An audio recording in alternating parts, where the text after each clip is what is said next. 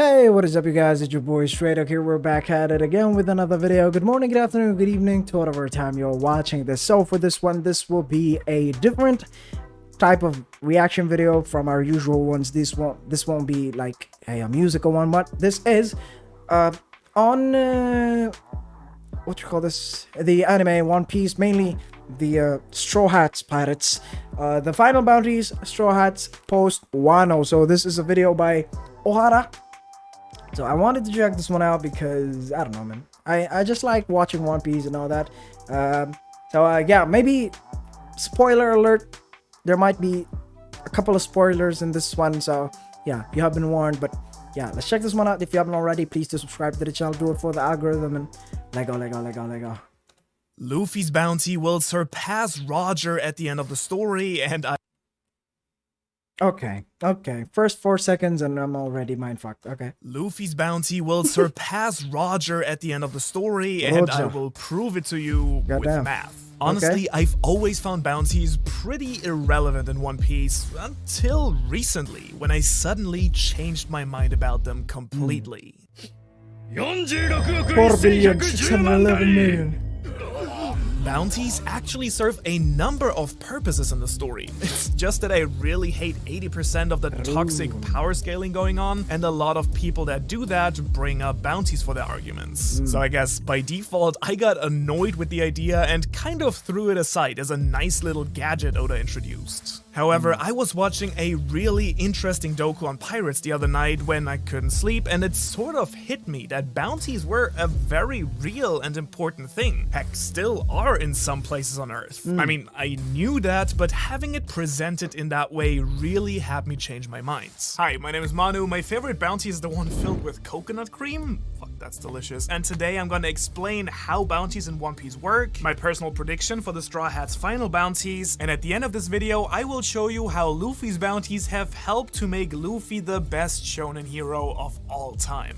A bounty is actually a pretty smart system in itself. Here's the deal. Imagine a government that has a problem on a large scale. A problem so big and so common that the government alone can't handle it. So what do? They offer money to anyone who is willing to help. A bounty then can be on people or animals or really anything else. And you can earn money by locating, capturing, or killing them. In One Piece, the problem the government is dealing with are pirates, because all pirates are evil and not because they themselves fucked over the entire world. Oh, but actually turns out there's also bounties on revolutionaries. So in One Piece, whether or not you get a bounty is not determined by how dangerous you are to the people, 300 million berries, but how dangerous you are to the rule of the world government itself. I think one big mistake that some people make, not you, I know, but some people, is taking the bounty system as a system for power scaling. In other words, the higher the bounty, the stronger the person. That's wrong.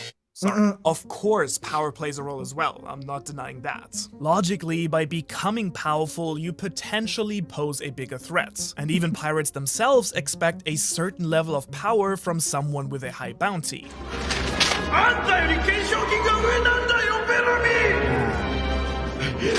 However, the fact that Dragon is the most wanted person in the world, as I explained in his analysis video, is because he's a powerful person actively working to tear down the established world order. Not because he's stronger than Kaido or Whitebeard, probably, right?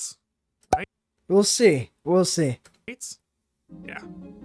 Right? Similarly, before the time skip, Kid's bounty was larger than Luffy's because he went around killing and pillaging, unlike Luffy, who's mostly just hanging out and making friends wherever he goes. And Oda actually confirmed this in an SBS. He also noted that within a crew, the captain's bounties always increases more than the crew members, even if the power difference isn't that big. Now, there are a few very interesting details to this bounty system.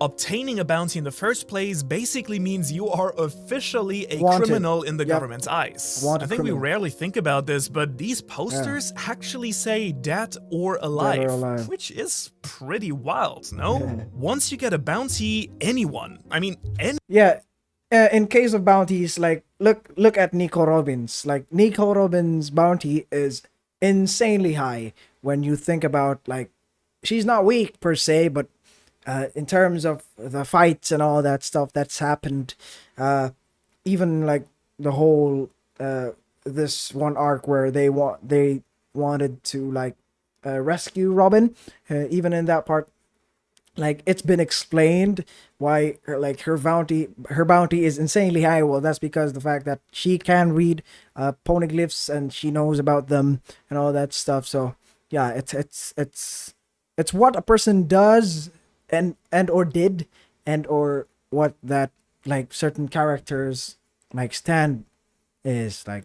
How Luffy's father is the most wanted man in the world because he's the leader of the Revolutionary Army, which is, yeah. Anyone can come and just shoot you and This fucking poster get a of bounty. Sanji. Anyone. I mean, anyone Sanji. come Sanji. They done my man Sanji dirty. and just shoot you and it's That old bounty completely is over legal. 600 Which mil. is really fucked up when you think about examples like Little Robin, who got her bounty for being the last survivor of Ohara.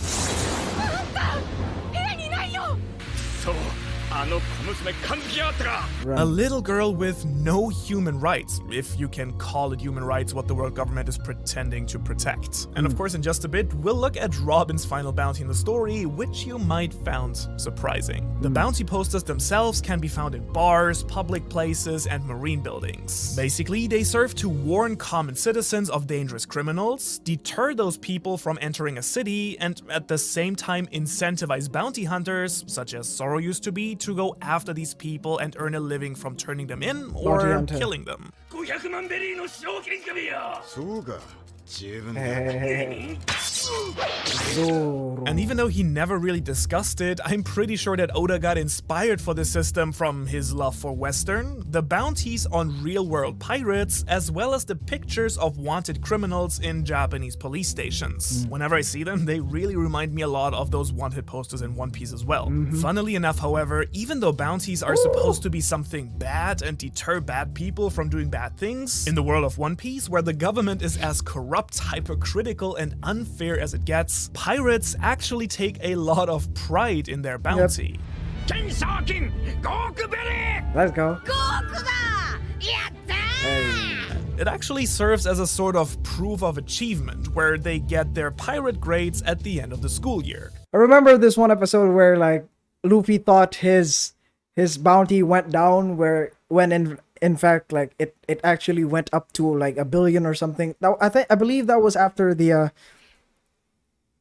maybe after or before the Cake Island arc, the Big Mom arc.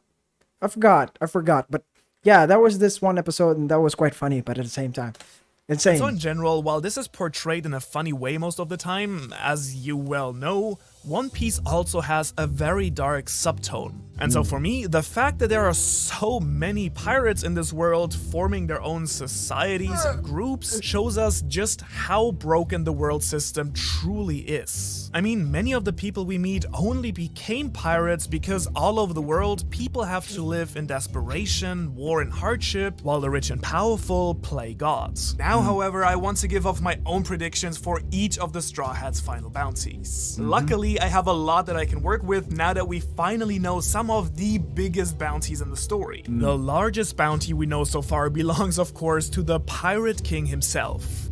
Le Pirate. 55 5 billion, 564 million, 800,000 berries. That's Goddamn. about $5 million, which is a lot of money, but enough to risk your life against one of the strongest people in the world? I'd probably pass and go for, like, I don't know, 50 buggies or something? By now, we actually do know the bounty for all the Yonko as well as most of the commanders. And I think this already gives us a pretty nice range of where things are going to head. However, two bounties that I wish I knew for this task are that of Dragon and Rocks. How big is the bounty on the head of the most wanted man in the world who plans to topple the world government? Rox D Sebex would, I believe, be higher than Dragon. But I don't know. Might be a bit higher than Rogers, but maybe Sebex, then Dragon, then Roger, then everybody else. Because Roger's bounty did did not and will not like increase because he's dead, and then Rocksteady Sebex will he might have like hit more than 6 billion berries, and then Dragon is still alive, so there's still a chance for his bounty to increase in terms of like longevity of it. And how much for Rox, the captain of the most notorious pirate crew? But let's work with what we get. Was the cup empty? Will my bounty predictions be completely off? Am I gonna lose all sponsorships because this transition is so weird? Find out right after you subscribe. And they're saying the rainforests are dying. Who are you? You know, I know we're in Japan, but like, I think this is taking cultural appropriation a little bit too far. Get into my apartment. I have four. This is the you get this. So go. International predictions like these, you need to make some assumptions. Personally, I'm guessing that there will be only one last big bounty update in the story overall after Wano, or latest after Elbaf. The Straw Hats are about to free the land of the samurai, standing against 2 Yonko, and they will come out of it as a Yonko crew themselves. Woo! Everything past the time skip has led to this moment. So Yonko crew, like the big 3, Luffy, Zoro, and Sanji having like 1 billion, maybe 2 billion bounties. Oh, that's so sick. Of course, we need new bounties, right? However, other than Roger, who jumped to the top by finding the One Piece and learning the true history, I don't think Luffy and co will get another increase after reaching Laugh Tale. After all, Roger was too early and had to prepare the next generation. 俺たちは早すぎたんだ。ワンピースか。誰が見つけるんだろうな。 Luffy, meanwhile, is the one who will actually topple the current system and make a world that is better for everyone to live in. With the big war at the end of the story, I don't think there will be a lot of time for the government to make new bounty posters, and after, that government won't be there anymore. The second thing we will look at are patterns in everyone's bounties, and for Luffy in particular, his bounties are actually part of Oda's storytelling. And the third one will obviously be me being biased and just taking it the way I feel would make sense. So first, take it with a grain of salt. I think the joke with Chopper's bounty being ridiculously low is pretty funny, and I kinda wanna see it until the end. However, at the same time, I think he also deserves some recognition. One possible and pretty cool way around that would be if Chopper actually got 2 bounties instead of 1. One normal one, super low, and one for his monster point form, which we could put somewhere around the 300 million mark. A bounty that Luffy once had, but still the lowest in the crew. I honestly think that all of the Straw Hats will crack 300 million at least. Next, we have Nami. As the navigator of the future Pirate King, and with her increasing power, Nami will get a solid boost for her final bounty. I think putting it somewhere around 400 million would be pretty reasonable. The next spots, however, are a bit trickier because everyone gets very powerful from here. Brook is one of my favorite characters, and I believe he's heavily underestimated in how dangerous he can truly be. But I still don't see him getting far beyond Nami in terms of his bounty. 420 seems like a reasonable number, don't you think? Now, even though Frankie proves to us over and over again how strong he truly is, and possibly still having the plans of the Pluton, he is one of the Straw Hats who gets very little recognition from the government. I'll put him up here with around 490 million berries, which is more than Sasaki's 472 million, but less than our next candidate, Usopp. God, also. God, Usopp has gotten this ridiculous 200 million berry bounty after Dressrosa, but as we all know, he is living up to his ideal of becoming a brave warrior of the sea more and more. And since his pattern seems to follow around round numbers, this scene is insane. Similar to Luffy, going from 30 to 200, 500 million would be the perfect sweet spot for him after Wano, more than doubling his current one and following in Luffy's steps. Yeah, now we're really getting into interesting territory here. Woo! Jinbei. Okay, so I'm actually going to put Jinbei in 5th place here. He's a former warlord and incredibly strong, but not quite Zoro, Sanji, Luffy material. Nonetheless, Jinbei might be very close to that 1 billion mark. He went from 76 to 250 to 438, which includes all numbers except 1 and 9. So why not 910 million berries? Okay. Zoro Joro.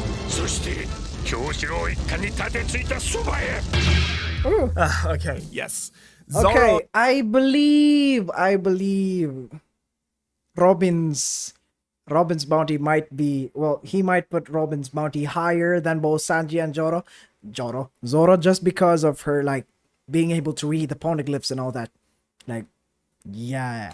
And Sanji. I mean, even Oda has made fun of the bounties between these two. Nonetheless, Zoro's role in the crew is a bit more centered around combat, and he is technically the first mate, while Sanji is also the cook and, in general, a bit more personality-based as a character. I actually made 2 long videos about both of them quite recently as well, and honestly, I think both of them will overcome King and Queen and get bounties higher than them. Yep. Technically, being commanders on a new Emperor's ship, I think both will pass 1 billion berries, just a little bit apart. I'd like Zoro to surpass Luffy's current bounty, so 1.5 billion plus 90 million for Ashura's 9-sword style. Sanji, meanwhile, I could see somewhere around the 1.3 billion mark, plus maybe some 66 million for accepting his Germa heritage. Okay, now, if you've paid attention, have you been paying attention? You better have been paying attention. But then you will have realized that before Luffy, there is still one Straw Hat that is unaccounted for. Robin, Nico Robin. I honestly have no idea whether Oda looks at this the same way as I do, but I personally would love to see Robin's bounty surpass Zoro and Sanji's, of course not because of her power, but because of who she is. We already know that the other Yonko are trying to steal her for her knowledge and abilities, and so is CP0. And so after Wano, once Luffy will shift his eyes towards Laugh Tale, Robin will be the key to everything. Yep. The government knows this and will try to stop it at any cost. So I want Robin not only to... Another NS lobby scene where it's more bigger and then they're going to fight admirals. I don't know. We'll see. Or it's centered again to Nico Robin, and then he'll be fighting like maybe 1-2 admirals and then a couple of other like other individuals. Maybe, I don't know. We'll see. Chased, but maybe Blackbeard would want to like kidnap Nico, and then that'll be like another fight for them. So I don't know. We'll see. To also get the respect for that as well, with a 2 billion berry bounty, making her the most wanted woman in the world after Big Mom's defeat. Yeah, it was this episode. And now, finally, we have Luffy. And admittedly, until now, there wasn't too much to go off of with the other Straw Hats. For Luffy, however, bounties have always played an important role, which makes it easier for me to predict his final bounty at the end of the story. For that, we have to look at the numbers of Luffy's bounty compared to the enemies he's defeated, and how the bounty system overall keeps pushing Luffy's unique rise to power right into our faces. Let's start in the East Blue. 30 million. Goddamn. Luffy's very first bounty are 30 million berries after defeating Buggy, 15 million, Kuro, 16 million, Don Creek, 70 million, and Arlong, 20 million berries. That's 150% of Arlong's bounty. And just so you know, Luffy's bounties will keep outgrowing his enemies at this same rate. And with this, our protagonist is presented as the strongest man in the East Blue. What better way to set him up as the hero and a real threat to the government? The next increase is an elevator Alabasta that is actually quite similar to Wano. Both are big sagas leading up to a showdown with one of the most powerful people in this part of the Grand Line, Crocodile the Warlord and Kaido the Yonko, both of whom have bounties far exceeding Luffy's and seem to be unbeatable for him at first, Crocodile's Logia versus Kaido's Conqueror's Haki. And both times Luffy actually gets a glimpse at that level beforehand with Mihawk and Big Mom, but it's never really about fighting on that level yet. おめえの首には1億ベリーの賞金がかかってんだよ。 100 mil. そして海賊狩りのゾロ60 mil, let's go. てめえには6000万だ。 After defeating Crocodile, who was frozen at 81 million berries, Luffy triples his bounty to 100 million, over 120% of that of his opponent, establishing himself as someone who can play on the Warlord level, just as he will be able to compete on the Yonko level after Wano. 少数とはいえ一味全員が賞金首とはトータルバウンティーが6億を超えている。 And his lobby is a Sanji, bit man. different. Here, the bounties are all about the perceived threat to the world government and not power in Burned. itself. That's Yep. why Luffy's big enemy has no bounty, while his own triples to 300 million after declaring war on the government itself. The next one is maybe the most curious one though. After defeating Moria, breaking in and out of Impel Down, and participating at the Marineford War, after all that stuff, Luffy's bounty only increases to 400 million. 俺の懸賞金4億だっていつ上がったんだ You might also have felt like that was a little bit too low. However, Yeah. it wonderfully shows us how Oda uses Luffy's bounty to illustrate his developments. This is Luffy's biggest defeat in the story so far, not being able to save his crew or his Sure. brother. And so such an utter defeat would have felt weird to us, the audience, with a ridiculously high new bounty. I haven't thought of that way, you know. That's actually quite smart.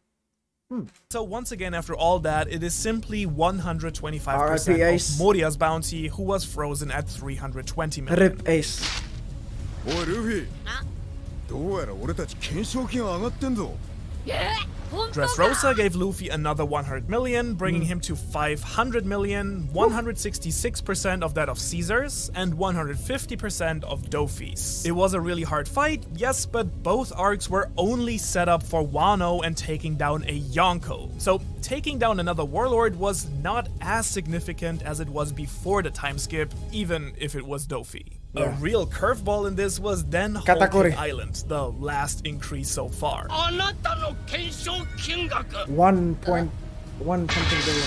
Oh, 1.5. 5 1.5, Looking goddamn. on commander level, Luffy surpasses both Cracker and Katakuri, tripling his bounty to 150% of Katakuri's 1 billion to 1.5 billion. This, at first glance, ridiculously high new bounty might have made less sense from the perspective of the world government, but again, as a storytelling device, it absolutely does. Yeah. Luffy had to surpass himself in every possible way, facing off against a version of himself that was better than him at everything. And He so beat it does Katakuri. feel He really beat deserved to Katakuri. us, and to me really hammered home Luffy's achievement on Whole Cake Island overall. So, after all this, Let's go. the strongest creature in the world is now standing in front of Luffy with a bounty of 4.6 billion berries, 3 times that of Luffy, just as was the case with Crocodile. As we We'll discussed, see. after defeating an enemy, Luffy has always surpassed them. So, if we assume that Luffy's bounty increases by roughly 333% like in Alabasta, that would round up very nicely to 5 billion berries. However, since we're talking about Luffy's final bounty in the story, I think he surely has to surpass Roger as well. And Yeah. the hint here are wordplays. Oda loves his wordplays, especially with the Yonko bounties. Shanks' bounty has Shanks in it, Shiyaku. Kaido has the 100 beasts in it, Hyakuju. Big Mom has Mom in hers, haha. Whitebeard has Shiro in it, as in white, Shirohige. And Rogers simply spells Rogia. And so, going with this pattern and the pattern of Luffy's bounty so far, I am gonna predict that Luffy's final bounty in the story will be 5,656,000,000 berries. Gomu Gomu barely surpassing Roger Damn, himself. okay. And speaking of the Gomu Gomu no Mi, if you want to know what Luffy's awakening might be and why it's already here, go watch that video. Okay. I see. Okay, that was quite nice. That was quite nice. Fair bit of share of speculation. A couple of, well, not that much of what you call this, like spoilers and all that shit. But anyways, I enjoyed that one, and if you did also like the video, share this to your family and friends, fellow One Piece fans and Ohara fans. And yeah, if you have any comments, recommendations, put it down there in the comment section down below. But that would be it for this one though. Subscribe to the channel if you haven't already. Thank you very much guys for watching. Till next time folks, bye bye.